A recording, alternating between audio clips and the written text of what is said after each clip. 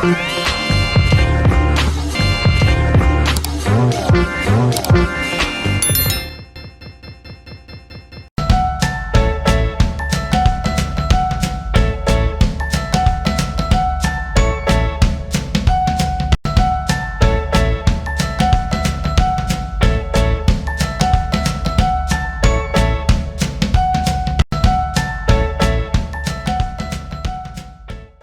Pastors Fellowship berlangsung di GKBI Jemaat Apologet Salembaran tanggal 5 April 2024. Acara diawali dengan ibadah singkat yang dipandu Evangelis Indriani dan khotbah disampaikan oleh Pendeta Mangurup Siahaan. Setelah selesai ibadah, semua yang hadir menikmati makan siang dan selanjutnya rapat membahas rencana perjalanan ke Kalimantan Barat pada awal Juli 2024 untuk melayani gereja-gereja GKBI dan percakapan dengan para hamba Tuhan di sana. Saksikan acaranya berikut ini.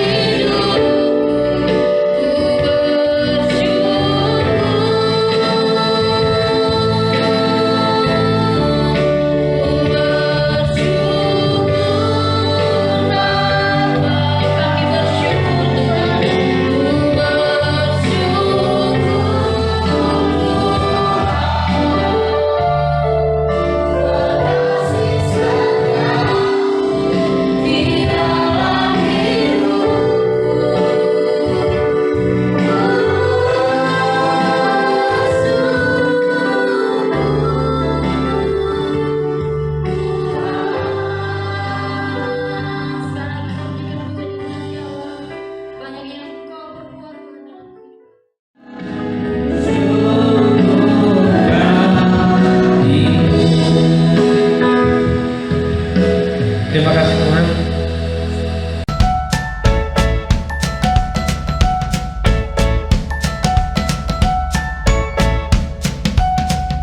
Nah, tunggal atau ganda? Nah, mungkin masih mikir-mikir kita apa itu ganda, apa itu tunggal, ya?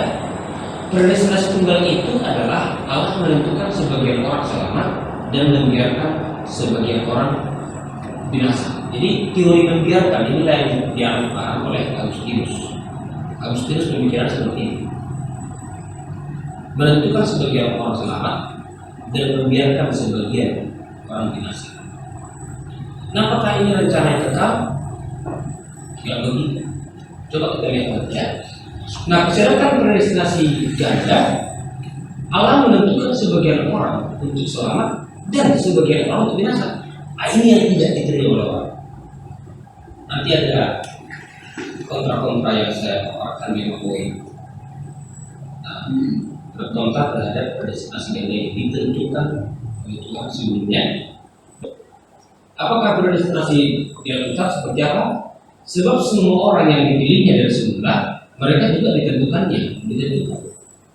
Dipilih dari semula sebelum dia dijadikan kan berdasarkan Yesus 4. Nah, ditentukannya dari semula untuk menjadi serupa dengan gambaran anaknya.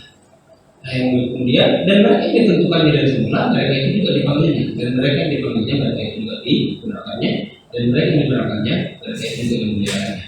Jadi betul-betul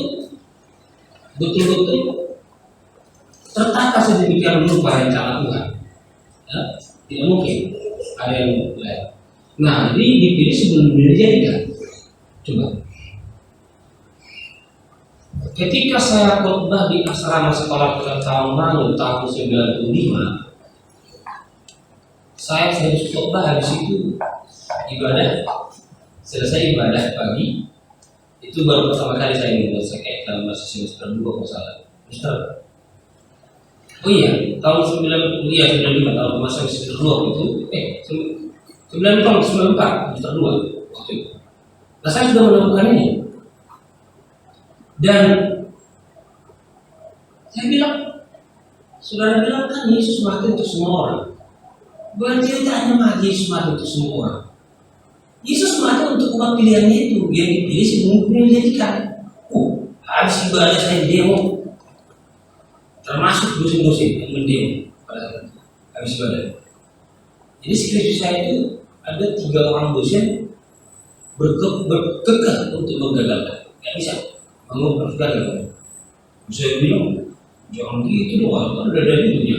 Sampai ada pemimpin dokter dari tiga lagi STI dia sampai bilang, kamu pilih ganti buang ini 2 kalimat 3 menit. Jadi pertanyaan saya sekarang, Bapak setuju apa enggak? Nah, datang istri dia bilang, baru Mas Ketua dari kampus Bandung. Waktu saya satu dia, saya nggak bisa terima pandangan ini. Tapi setelah saya menyelesaikan Master Education, baru saya pahami, berarti pikiran saya tidak sembuh dong. Saya bilang begitu kan, masih dengan skripsi saya bilang, kamu ini malah ngeyel katanya. Ya terserah. Tapi kalau Bapak bilang ganti, buang, apa dasarnya? Kalau Bapak setuju, kenapa diganti? Kalau nggak setuju, ngomong sama saya sekarang. Cuma saya bimbingan jauh-jauh dari Jakarta ke Surabaya. Bayangkan bimbingan skripsi dari Jakarta ke Surabaya, coba berapa jam saya tempuh naik bis.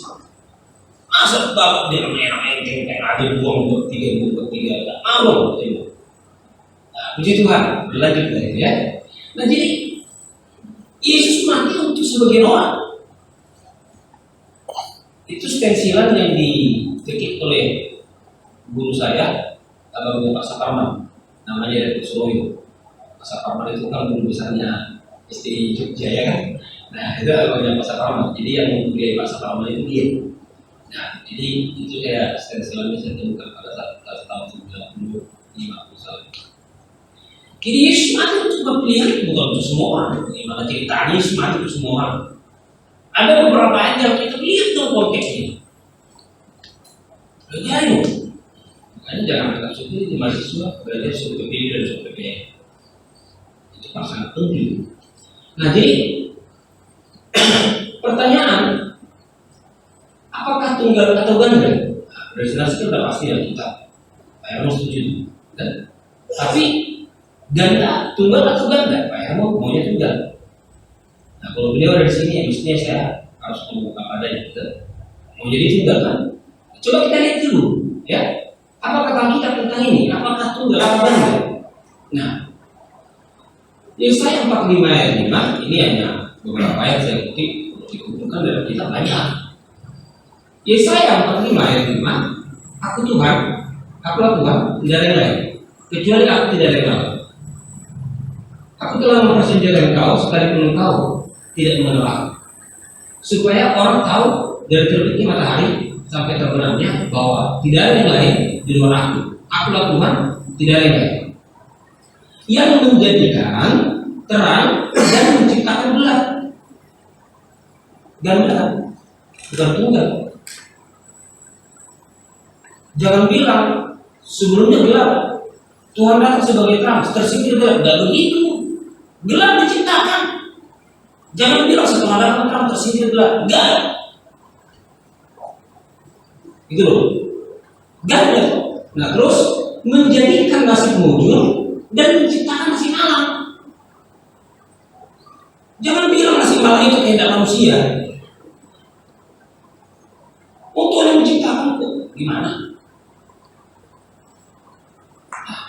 Jadi saudara, baru dengar. Jadi kalau untuk menunjukkan murkanya ini Roma 9:9 ini ganda.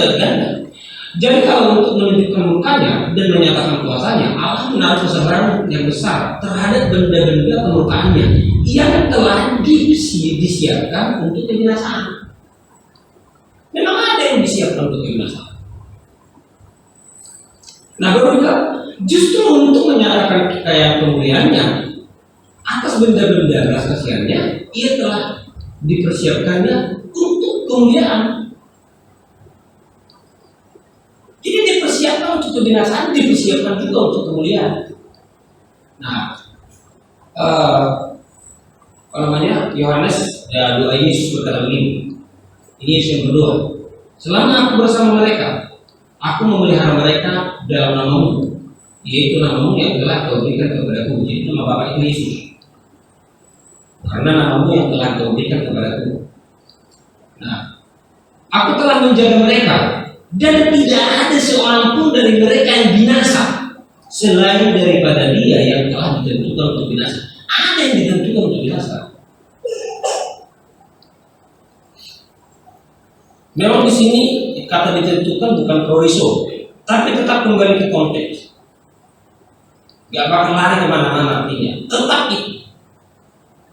Nah, siapa itu yang ditentukan? Ya menurut kalau induktivitasnya, secara induktif dilihat dari Yohanes. Ya Yohanes kan di sini dibicarakan. Tapi masa cuma Yohanes yang ditentukan? Kadang-kadang kalau melihat orang sudah ada kurang ajar, udah egosnya di situ, pelitnya di situ, kayaknya ditentukan binasa ya, biasanya bukan. Jadi gimana? Udah pelitnya di situ, egoisnya di situ, kurang ajarnya di situ, gak tahu berterima kasih di situ. Nah, jadi ini orang kayaknya ditentukan binasa itu. Berakhir betul. Hah? Berakhir. Yang belum dah. Nah, oke. Keberatan ini adalah keberatan terhadap doktrin predestinasi. Allah tidak adil, Allah diktator, mendorong orang untuk hidup dalam dosa. Yang keempat, menjadikan orang congkak. Yang kelima, menyebabkan Allah stay. Coba, yang pertama, Allah tidak adil. Alkitab bilang Allah maha adil. Ya jangan bikin dong ukuran keadilanmu kepada Tuhan. Lagi ini loh. Kalau saya bikin bunga ini, saya buat di sini, saya ciptakan, saya cetak di sini untuk membuat keindahan. Tetapi saya bikin di situ keset kaki untuk tempat yang kotor. Yang punya saya, suka-suka saya, jangan bilang masalah keadilan. Masalah kaki saya tempatkan di sini, dan nasibnya untuk diinjak orang. Apa di sini dibikin itu sama nasibnya untuk diinjak orang? Enggak. Ya sesuai dengan porsinya dong. Masa nggak ada surga tidak ada neraka? Masa ada neraka nggak ada penghuninya? Siapa yang bikin neraka? Tuhan. Yang membuat penghuninya itu siapa? Dia. Jadi kadang-kadang orang pakai kata adil dibikin tetap sesuai dengan kamus bahasa Indonesia. Sama seperti pendeta dia percaya gereja Mikael percaya pendeta DKI. Dia bilang kata murtad sesuai dengan kamus bahasa Indonesia dalam surat Ibrani waktu ikutin kelas kepemimpinan di STT. Saya bilang namanya surat Ibrani berarti surat Ibrani. Lihat dong kata murtad di situ. Kata murtad di situ kelasnya taat, bukan pindah agama, pindah keyakinan, bukan. Kata murtad di situ pas ketaat konteksnya. Nah, sesat itu dia nggak boleh ikut dia. Minggu berikutnya datang dia meminta. Terus, ya sudah dapat. Nah, saya paling terakhir ikut program kepemimpinan itu. Nggak apa-apa, ya sudah aja.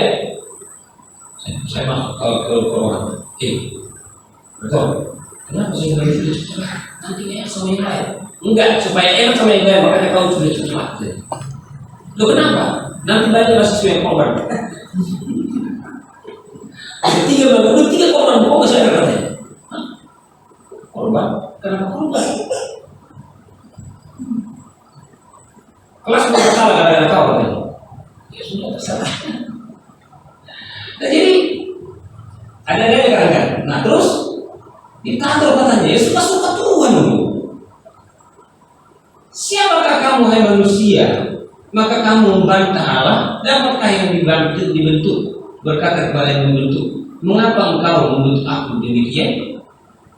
Ya syukurlah kalau kita dipakai Tuhan. Tapi jangan hakimi mereka yang ya maaflah kalau saya pakai istilah itu sudah dibuang Tuhan. Oh, Tuhan yang punya. Ngapain kita yang punya dia jadi banyak urusan? Kalau nyanyi suka-sukamu Tuhan, suka-sukamu Tuhan, nah terus apakah tukang priuk tidak mempunyai hak atas tanah liatnya untuk membuat dari bukan yang sama suatu benda yang dipakai guna tujuan yang mulia dan suatu benda lain untuk dipakai guna tujuan yang biasa? Nah gitu. Jadi semua itu boleh. Nah terus yang ketiga, mendorong orang berdosa. Katanya kalau hypergrace itu mendorong orang berdosa. Memang grace itu high, tapi bukan hyper. Hyper itu kan negatif. Kalau high, bukan high kah? Grace yang berlimpah-limpah itu, kasih karunia yang berlimpah, kan high kan? Gak habis, berlimpah terus. Tapi jangan berlebihan. Ya arti berlimpah di sana bukan berarti yang terbuang-buang, mana ada yang terbuang. Berlimpah pengertiannya di sana kan berarti tidak akan pernah ada keterbatasanmu, kelemahanmu, ketidakmampuanmu yang tidak terselesaikan oleh kasih karunia. Jika engkau sekali berkata kasih karunia bagiku, cukup bagiku, maka itu menjadi mudah dalam segala perkara. Itu. Nah terus mendorong orang. Nah jika demikian, apakah yang kita katakan? Bolehkah kita bertekun dalam dosa supaya semakin bertambah kasih karunia itu?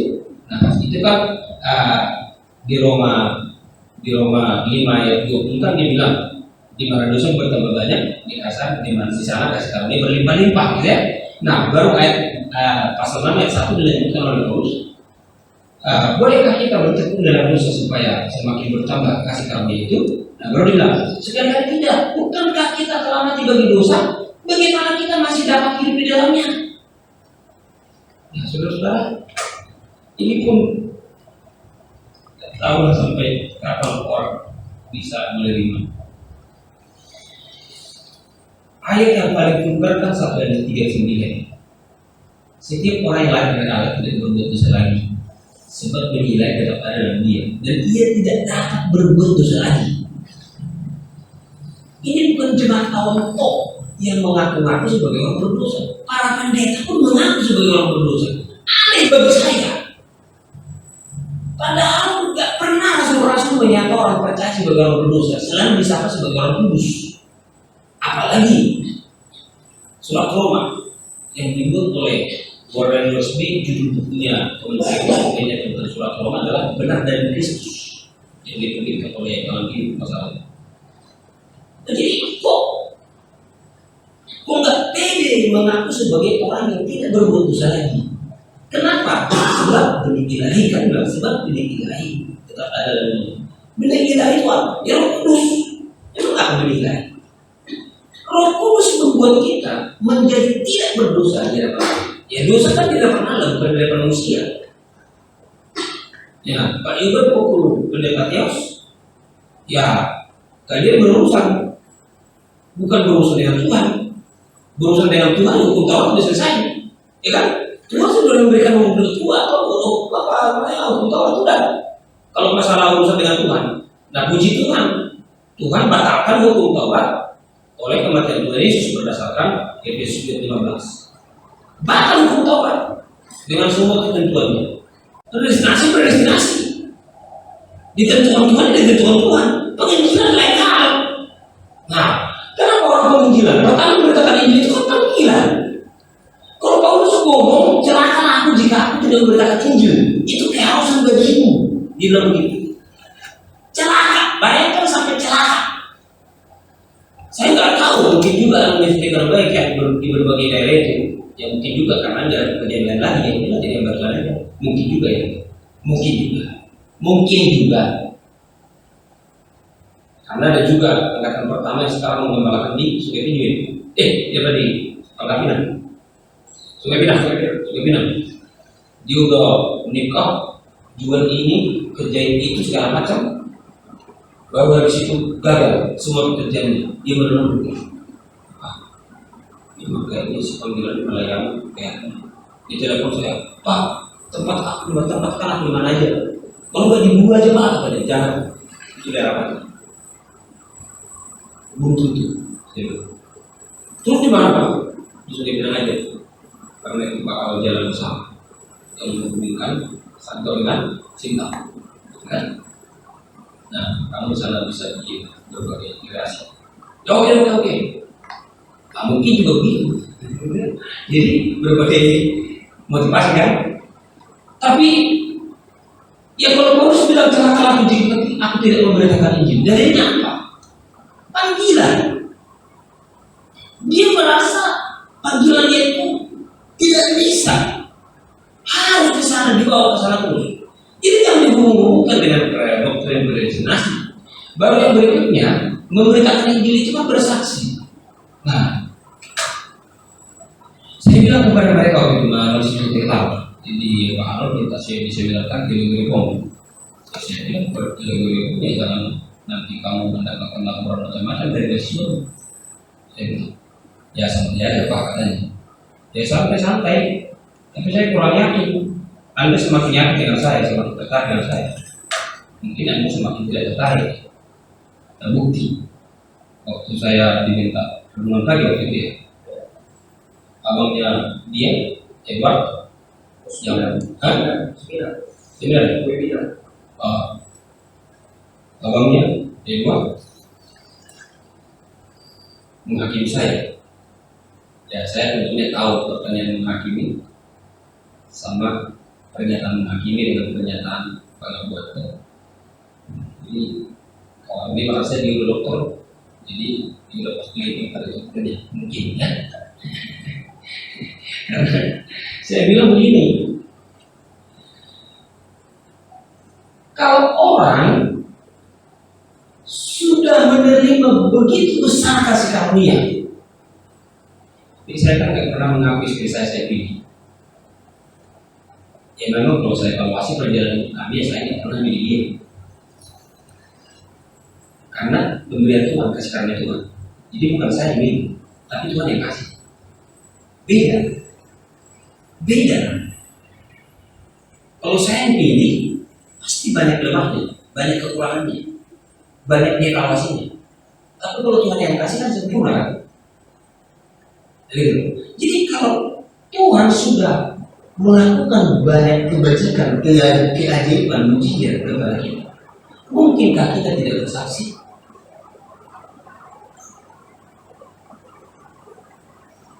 Saya bilang sama masalah lebaran, saya biar murah, 500 juta.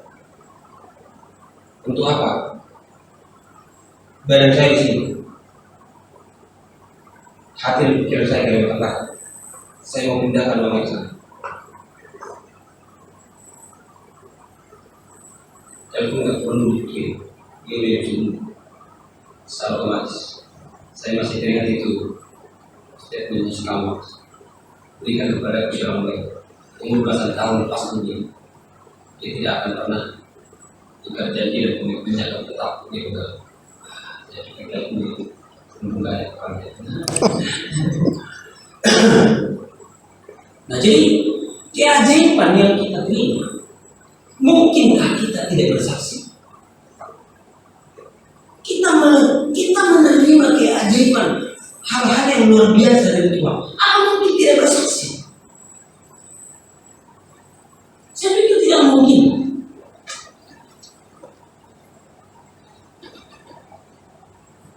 Istri saya sudah lama agak tertekan dengan ini. Kenapa dia tertekan? Karena jarang ada yang berani. Itu yang begitu tertekan. Nah, kami sambil mau beli beras kemarin. Jadi langganan-langganan apa itu direkam punya. Aduh, harusnya udah pakai lagi. Jadi dapat aja. Dia lama di lagi, udah lama gak belanja. Nah, karena dia cari kampung di Rawa itu, di sampai itu. Ya, jadi kita bukan kampung yang mereka cari terus. Nah, Kebetulan lebih enak daripada kampung jual di pasar. Pasti Pak. Iya. Iya, jadi enggak, kenapa lebih enak? Karena yang dialami pasti. Kalau yang dijual di pasar itu kan kena kubur, dikuburin dan dipaksa itu panen dalam waktu sekian bulan. Tapi saya bilang sebuah istri saya, jangan kamu tidak bisa belajar. Seandainya Tuhan izinkan kita terlangkap sampai beberapa minggu tidak makan, gak mungkin lagi saya memungkiri betapa besar kasih karunia Tuhan. Gak mungkin. Kalau Tuhan izinkan terlangkap kita melarang nggak makan sampai berhari-hari, tidak mungkin. Artinya udah terlalu licik saya kalau sampai hal-hal yang mengecewakan seperti itu membuat saya kecewa. Karena sangat besar karya keajaiban yang Tuhan lakukan. Secara pribadi saya akui. Gitu. Orang Pak Gaza kemarin, Desember kemarin pergi ke Rimau Kembang, pergi ke Bumpet, pergi ke Gedung, pergi ke Suamilan. Emang sampai berdiri itu instan. Coba prosesnya ya, kita harus mempersiapkan SDM. Dari SDM baik itu peserta didiknya 90% pengkhianat. 10% apakah sudah dipastikan setia? Belum tentu juga. Mungkin membuatnya ya sekarang aja baik sebenarnya tadi. Besok bisa aja dia bilang mau siang pulang aja. Loh itu pengalaman saya puluhan tahun. Bisa nggak kaget kalau ada mahasiswa pengkhianat. Ini jangan betul kita berkhianat. Yang makan semenjak dengan saya bertahun-tahun juga saya nggak kaget. Kenapa? Karena kasih karunia Allah itu sudah sangat besar. Sudah sangat besar. Jadi rasanya saya sangat tidak adil kalau harus kecewa dengan sesuatu yang mengecewakan. Apa mungkin saya tidak akan bersaksi hanya karena predestinasi? Nah, terus selanjutnya saudara-saudara, nah ini mungkin yang paling utama kita sadar. Jadi keberatan terhadap predestinasi itu Allah tidak adil, Allah diktator, mendorong orang untuk hidup dalam dosa, menjadikan orang jongkak, menyebabkan malas sepi, tidak berdasar. Sama sekali tidak ada dasarnya. Nah, jadi saudara-saudara, ini waktu saya terus kalau ada PKS di sini saya bilang sangat menyesal ketika Pak Naim bilang ada apa dengan Armenian? Apa yang salah dengan Armenian? Dia nggak ada yang salah. Saya mau bantu. Ada apa yang salah? Banyak. Saya bukan hidup oleh kehendak diri saya. Saya tidak hidup oleh pikiran dan jalur rencana saya. Saya hidup oleh jalur rancangan kasih karunia Tuhan. Dan Tuhan tentukan sebelum dunia didirikan. Gitu. Nah, jadi saudara-saudara, yang paling utama pesan untuk kita tentang semuanya itu, ya tidak ada dasar kita untuk sombong lah ya. Kita ditentukan untuk itu dan semua kasih karunia. Kita tentunya kita yang dipercayakan menjadi hambanya.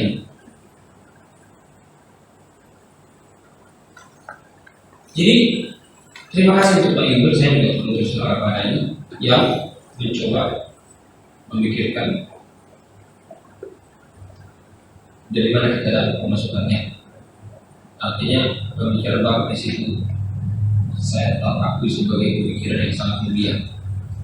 Tetapi Pak, saya juga harus beritahukan, saya tidak pernah menganggap bahwa saya pelihara lele untuk menyelamatkan dagang.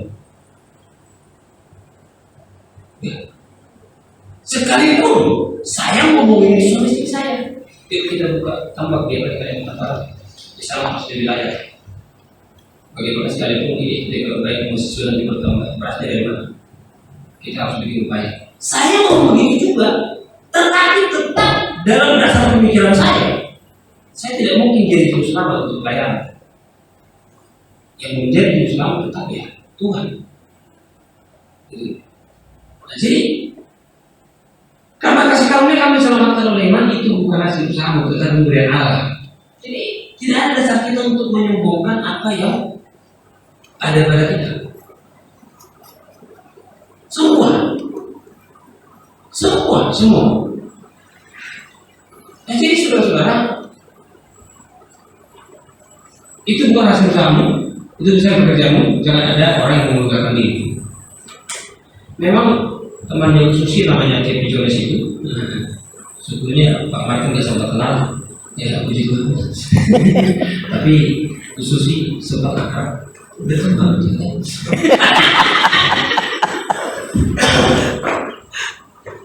Bagaimana enggak curiga coba? Di kali sekali kita ngontrak, dia tahu persis bahwa 2 bulan lagi tidak ada lagi uang untuk memperbantu para masalah di Kaisar. Entah siapalah yang berdua pada saat itu saya khotbah di tempatnya Pak siapa aja, Yogi. Dan belum dari situ, dari itu bersama 3 orang jemaat muda. Nah, ini Pak Pendeta ada katanya habis kalau kontrakan sama asli kapan sih? Asli enggak saya asli ya. Kalau banyak aja nih tidak ada. Jadi ya harus kontrakan. Ya nanti saya saya cari rumah petak 3 biji, 1 untuk saya, 1 untuk putri, 1 untuk laki. Nah, dapurnya mungkin gimana lagi dia? Udah berkali-kali gitu. Tahun 2004, setiap proyek dulu ada kamar kecil, kami masih bertiga, di depan siang ruang kuliah, malam ruang tidur. Perempuan, baru di belakang ruang di sekitar sini, di belakang siang ruang kelas, dapur, malam ruang tidur. Dalam bertahun-tahun begitu kan. Nah, akhirnya singkat cerita ya kita pindah ke sini, bukan karena bukan karena punya dana, mungkin tidak, memang karena nggak mampu lagi bayar kontrakan di sana.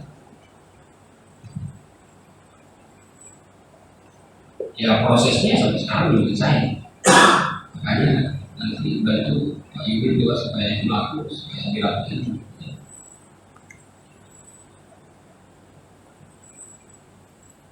Sementara pada saat itu pengutusan jalan terus dari 2011 sampai 2000 ya sebelum COVID menjelang COVID sampai sekarang masih sudah sedikit.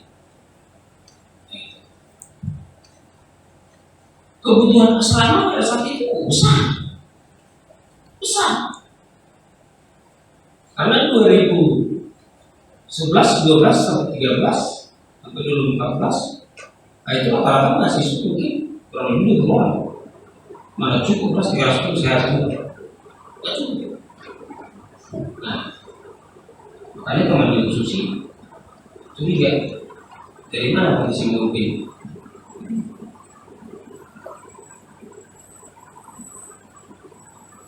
Ya memang kasih karunia kadang-kadang membuat orang bingung ya. Jadi gitu lah. Bagaimana?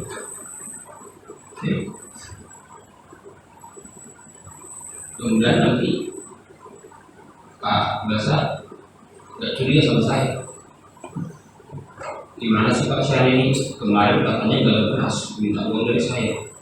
Tiba-tiba sekarang dia mobil baru. Gimana sih? Saya ngomong gini ya. Di sini kan kalau Bapak tiba-tiba lihat saya mobil baru, gimana sih? Kata pasien ini sampai telepon sekarang WA saya, Bapak saya tolong beras habis. Tiba-tiba mobil baru, gimana sih? Anugerah. Nah, maksud saya jangan pikiran juga.